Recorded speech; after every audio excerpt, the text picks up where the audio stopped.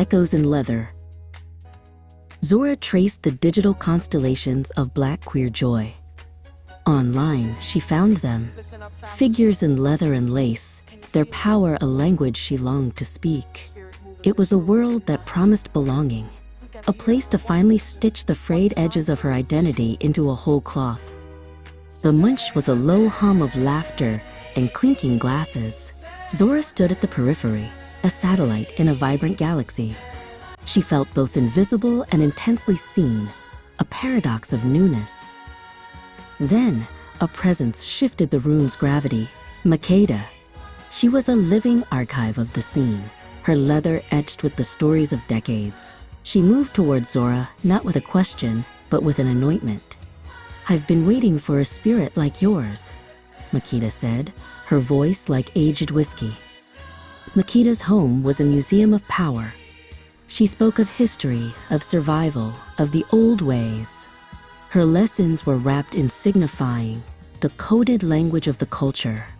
To truly submit, Makeda explained, is to trust the hand that guides you, even in the dark.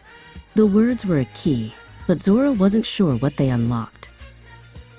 The mentorship became a silken tether. Invitations became summonses. Compliments carried the weight of expectation. It was a sly coercion, a pressure applied so gradually, Zora almost mistook it for gravity. Her no felt like a failure, a rejection of the very community she craved. In the dim light of the playroom, consent was a signed contract whose fine print she couldn't read. Her safe word lodged in her throat, a stone of confusion. Was this the power she had sought? Or was it the familiar shape of harm, just dressed in more expensive leather? The aftercare was a chilling silence. Makeda called it a, quote, rite of passage, a necessary breaking to build anew. But Zora felt only fractured.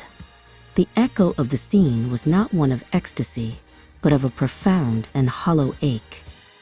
She finally spoke the words to Nia, a peer whose eyes held no judgment. As Zora's story unspooled, Nia nodded. "Makeda's lessons are famous," Nia said softly. "It's a generational harm, passed down from a time when survival meant wielding power in the same ways it was used against us."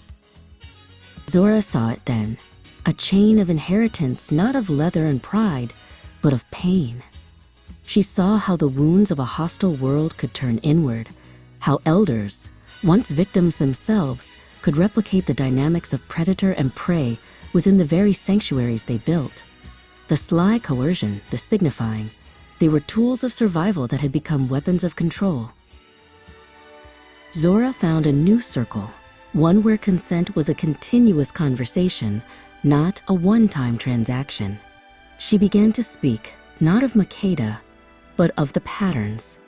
She used her research not as an accusation, but as a light, illuminating the shadowed corners of their shared history, hoping to finally break the chain. It's not just what you do, but how you do it. And the context in which you proposition or send a signal can carry profound meaning. These nuances shape experiences of power, consent, and vulnerability in communities. For deeper insight into these dynamics, here are the references that inform this discussion.